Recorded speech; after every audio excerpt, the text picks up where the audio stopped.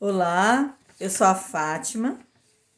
Eu espero que estejam todos em paz, que estejam todos em harmonia em seus lares, né, onde quer que estejam, e que todos possamos receber as bênçãos do nosso Mestre Jesus. Hoje eu trago aqui um tema, eu vou falar sobre um tema que é um pouco difícil. Não é difícil para falar, né, mas é difícil para vivenciar. É falar do bem. Palavra negativa é prejuízo moral. E eu escolhi começar contando uma pequena história que eu li recentemente quando eu estava estudando sobre o tema. Ele fala de um grande crítico de arte.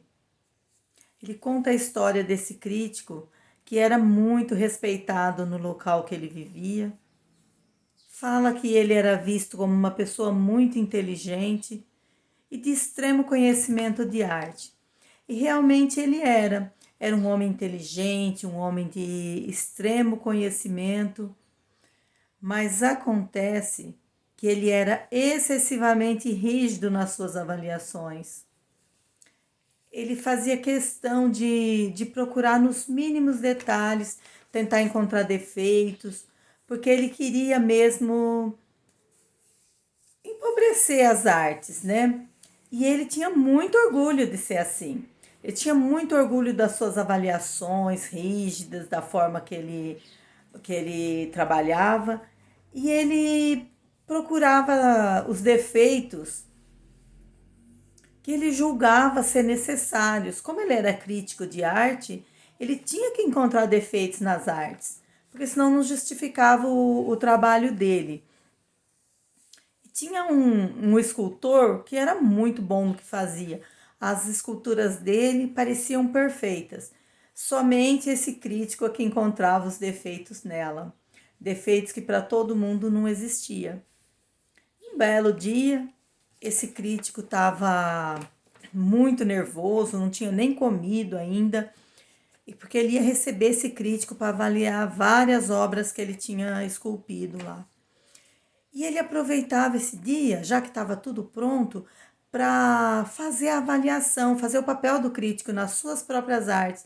E ele não encontrava nenhum defeito. Tudo que ele encontrava era sensato, devia mesmo estar ali.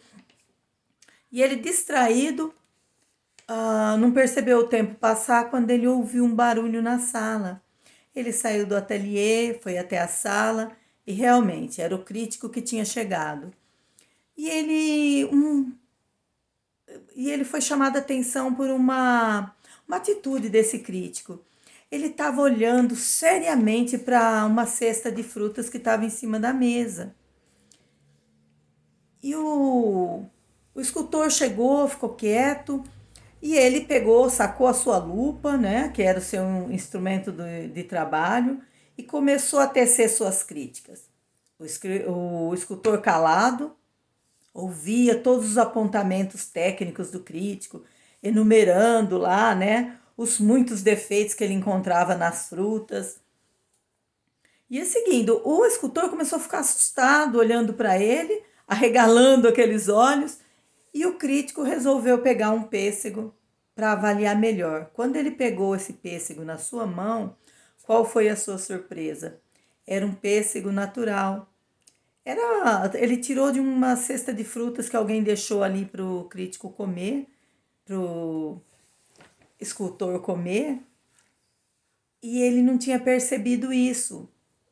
Nesse momento, ele ficou muito envergonhado quando percebeu que os frutos eram autênticos, né? Que eles tinham, na verdade, sido esculpidos pela natureza, que era o que ele sempre cobrava dos escultores, que as obras de arte deveriam ter o máximo de vida, o máximo de perfeição que tinham as frutas originais, tudo que era da natureza.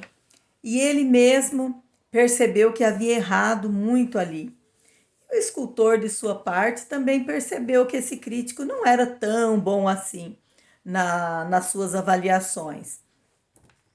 Mas deixando o crítico de lado e o escultor, como que nós nos sentimos quando estamos no papel do escultor, sofrendo as avaliações da vida, sofrendo as críticas das pessoas que são próximas de nós ou nem tão próximas, as pessoas que costumam avaliar os nossos erros, porque nós erramos, nós cometemos os nossos deslizes aí, mas nós não gostamos que os outros critiquem, que os outros apontem. Mas e quando nós estamos no papel do crítico? Que nós procuramos nas pessoas os menores defeitos delas, os menores deslizes, as atitudes que elas tomam que, no nosso ponto de vista, são errados.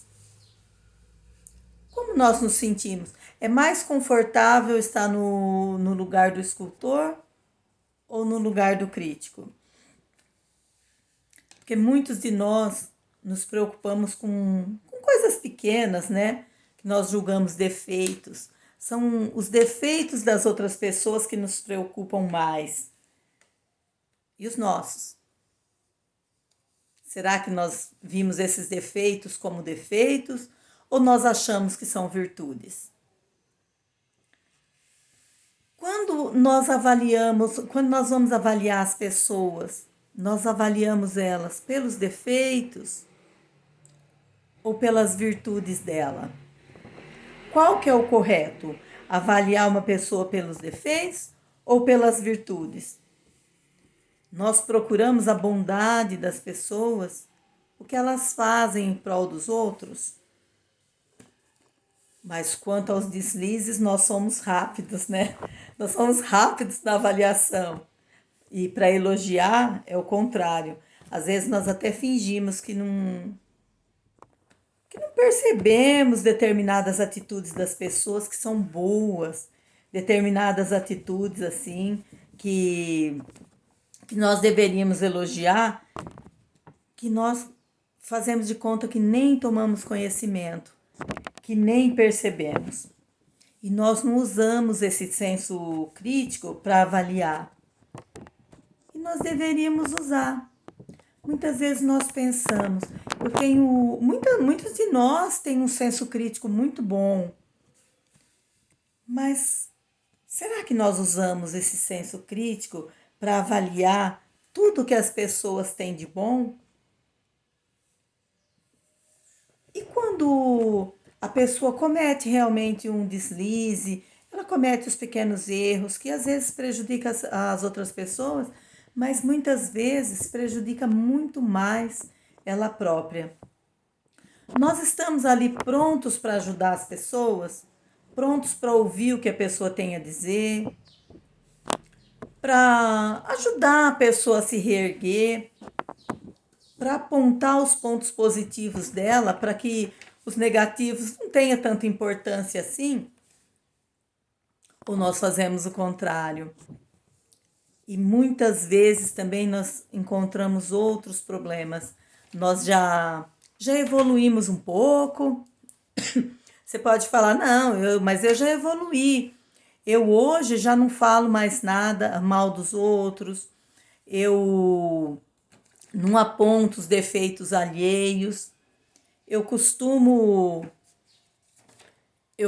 ouvir o que a pessoa tem a dizer. Eu costumo elogiar os pontos fortes das pessoas. E quando uma pessoa chega, que às vezes ela está um pouquinho envenenada, uma pessoa chega para falar mal de alguém para gente, para fazer crítica, contar alguma coisa sobre o ponto de vista dela. Será que nós devemos ouvir e falar também? Nós devemos ouvir e ficar calado? Ou nós devemos conversar com a pessoa para deixar ela mais tranquila, para ela poder se avaliar e ver se realmente aquilo que ela trouxe, aquela informação que ela trouxe, tem importância para nós. Mostrar para ela que, assim como nós, ela deve falar só do bem. E essa pessoa que traz essas notícias para nós, muitas vezes ela também precisa de amparo, assim como a outra, porque ela também está cometendo um deslize. Será nós damos esse amparo para a pessoa, nós temos essa misericórdia com ela, nós somos caridosos com ela, ou nós nos deixamos envenenar também com as informações trazidas por ela? O que nós fazemos com essas informações? Temos que ter muita cautela, né, com o que falamos. Nesses momentos, temos que ser realmente misericordiosos, porque nós também somos passíveis de enganos. Já repararam como a nossa imaginação pode nos trair? Muitas vezes nós até ouvimos coisas que não foram ditas, porque nós ouvimos uma parte da história e completamos, imaginamos o resto. E não praticamos aquele amor ao próximo que é falado constantemente em todas as palestras. Como que são as palestras nos apresentam? Amar ao próximo como a nós mesmos, fazer para os outros o que gostaríamos que fizessem para nós. E nós precisamos entender o que acontece com as pessoas que nos trazem notícias de outrem também. É nesse momento que nós temos que amar essa pessoa, nós temos que fazer com ela o que nós gostaríamos que fizessem conosco, e não deixar que esse senso de justiça, esse sentimento de justiça que essa pessoa nos trouxe, realmente nos revolte, com atitudes que consideramos erradas. Às vezes nós ficamos revoltados porque alguém tomou alguma atitude que nós consideramos errado. E nós nos perguntamos se essas atitudes estão mesmo prejudicando outras pessoas ou se apenas nos incomoda porque a pessoa é diferente de nós. Vamos nos questionar um pouco se o nosso mapa de vida está realmente correto? Porque nós temos um mapa de vida, nós costumamos tomar as nossas atitudes, achamos que estão corretas. Então, é assim, se eu não faço nada que prejudique outras pessoas e nem faço nada que me prejudique, então tá tudo certo. O meu mapa está realmente correto. E é assim que eu penso, é assim que eu sigo. E é verdade mesmo que nós julgamos as pessoas pelo nosso mapa. Mas veja bem, você que tá me ouvindo aí, que considera que o seu mapa de vida é impecável, claro que ele pode ser impecável. Ele pode ser sim impecável. Mas será que nós conseguimos ser como você? Tem pessoas que são mesmo impecáveis, né? Mas nós não conseguimos ser como você. Então nós precisamos de misericórdia, nós precisamos de caridade. E para isso nós precisamos todos ser benevolentes com as outras pessoas, mas principalmente conosco. Nós temos que sempre enaltecer as coisas boas, procurando sempre ajudar no que for necessário para o crescimento de todos. Nós vimos uma pessoa que comete um erro ali. Ficamos assim chateados, né? E aí nós não procuramos saber qual foi o motivo que fez com que ela agisse daquela forma. Pior, nós não analisamos o quão boa essa pessoa é. E muitas vezes essa pessoa é muito melhor do que nós. E nós ali com o nosso mapa de vida, às vezes achamos que estamos fazendo tudo certo e não estamos. E se estamos fazendo tudo certo, não podemos exigir que o outro também faça, porque cada um está no seu tempo, fazendo as coisas certas ou erradas. Como no caso do crítico, somos passíveis de enganos também. Um excelente crítico, tão inteligente, tão conhecedor, acabou se enganando com o fruto verdadeiro, achando que era uma escultura, e como já era de praxe, começou a procurar os defeitos. Será que nós não estamos agindo como esse crítico? Quem não está agindo como ele está de parabéns, mas todos nós cometemos os nossos deslizes. Todos nós falamos palavras negativas e que nos traz esse prejuízo moral aí. Vamos então deixar de ser tão crítico e vamos seguir, eu tenho uma proposta, né, para fazer, que é julgar primeiro a nós e depois aos outros. Julgar se nós estivéssemos no lugar da pessoa, se nós não faríamos da mesma forma ou até pior. Vamos nos colocar aí nessa situação, na situação do outro, que isso nos deixa mais tolerantes. E como diz o Evangelho, sermos indulgentes e benevolentes. O capítulo 10 do Evangelho segundo o Espiritismo e o 11 esclarece bastante sobre a misericórdia e o amor ao próximo.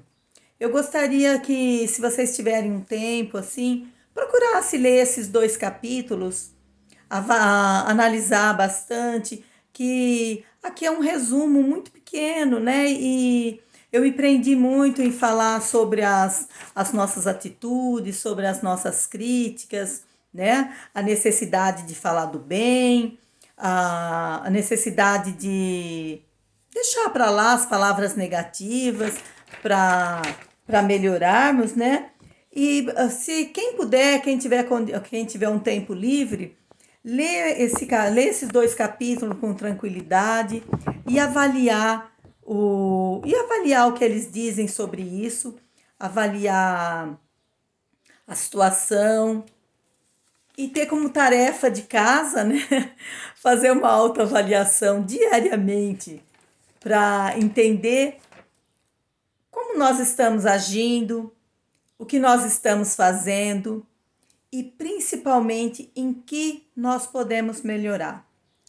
Em que nós podemos melhorar daqui para frente e procurarmos assim fazer as críticas construtivas, né? Aquelas críticas que possam ajudar as outras pessoas, ajudar os nossos semelhantes a seguir em frente, a melhorar sempre, assim como nós estamos aqui buscando a melhora, um passinho de cada vez e um dia nós vamos conseguir, não é?